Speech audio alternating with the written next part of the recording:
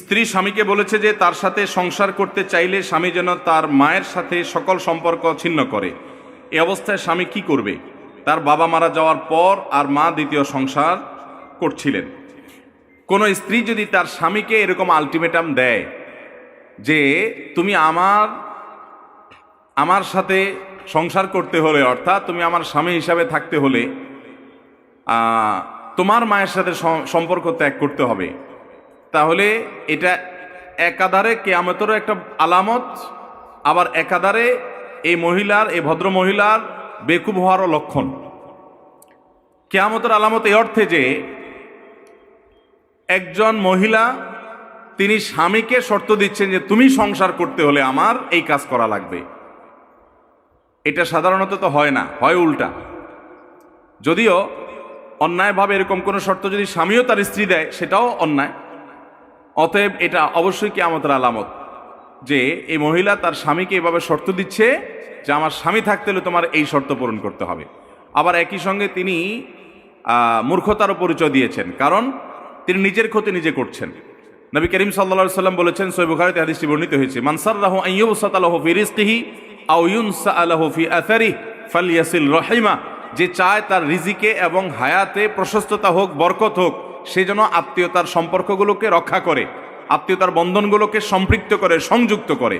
অতএব কেউ যদি তার রক্ত সম্পর্কে মানুষের সাথে সম্পর্ক নষ্ট করে, তার রিজিকে এবং হায়াতে বরকত হবে না বরকত কমবে? তাহলে এই মহিলা তার স্বামীকে যদি তার মায়ের সাথে সম্পর্ক ছিন্ন করায় দেয়, আর রক্ত সম্পর্কে আত্মীয়র ভিতরে সবচেয়ে প্রধান এবং মৌলিক হলো মা বাবা, সেই তাদের সাথেই যদি সম্পর্ক ছিন্ন করে দেয়, তাহলে এই ভদ্রলোক, এই মহিলার স্বামী, তার রিজিক এবং হায়াতের বরকত এবং কল্যাণ কমে যাবে। এটাতে মহিলার নিজের লাভ হবে না ক্ষতি হবে? তাহলে নিজের ক্ষতি যে সে করে, সে কি বুদ্ধিমান না বোকা? এই জন্য আমি বলেছি এই ভদ্র মহিলা বোকা, নির্বোধ।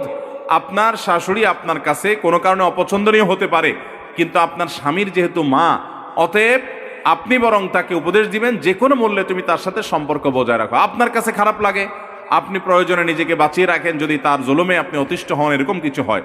কিন্তু সন্তান কখনো মাকে ত্যাগ করা জায়েজ হতে পারে, বাবা মার সাথে সম্পর্ক ছিন্ন করা কোনো সন্তানের জন্য কখনো হালাল হতে পারে। নবী করিম সাল্লাল্লাহু আলাইহি সাল্লাম বলেছেন, কয়েকটা লোকের আমল ইবাদত কবুল হয় না, সালাত কবুল হয় না, এর ভিতরে একটা হলো আক, অর্থাৎ মা বাবার অবাধ্য সন্তান।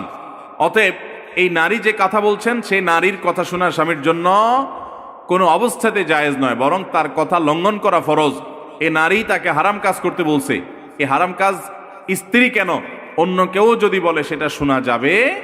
বিধায় স্ত্রীকে হয় বোঝাতে হবে, আর যদি স্ত্রী মানতে রাজি না হন, তাহলে সেক্ষেত্রে অবশ্যই স্ত্রীর অন্যায় আবদার মানা যাবে না, কোনো যুক্তিতেই যাবে না। মা যতই খারাপ হোক, জুলুম করুক, কিন্তু মাকে সন্তান কখনো ত্যাগ করার অধিকার সন্তানকে ইসলাম দেয় নাই। এই পৃথিবীর সৃষ্টি তোমার নামের উসিলায়, ও মদিনার কামলিওয়ালা, সালাম তোমায়। উপরের লাইনগুলো কতটুকু সত্যি কোরআন হাদিসের আলোকে বিস্তারিত বলবেন। দেখুন, নবী করিম সাল্লাল্লাহু আলাইহি সাল্লামের মর্যাদা অনেক বেশি। তার মর্যাদা বর্ণনা করতে গিয়ে এমন কোনো কথা বলার প্রয়োজন নাই যে কথা কোরআন বা হাদিসে নাই। আমরা একটা প্রসিদ্ধ কথা জানি, সেটাকে আমরা অনেকে হাদিস মনে করি। সেটা হলো, নবী করিম সাল্লাল্লাহু আলাইহি সাল্লাম তিনি নাকি বলেছেন যে তাকে সৃষ্টি করা না হলে আসমান জমিন কোনো কিছু সৃষ্টি করা হতো না। এটা বহুল প্রচলিত আমাদের সমাজে, আপনারা শুনছেন না? অথচ এটা কিন্তু নবী করিম সাল্লাল্লাহু আলাইহি সাল্লাম থেকে প্রমাণিত কোনো হাদিস না, এটা হাদিসের নামে জাল কথা। মুহাদ্দিসগণ এই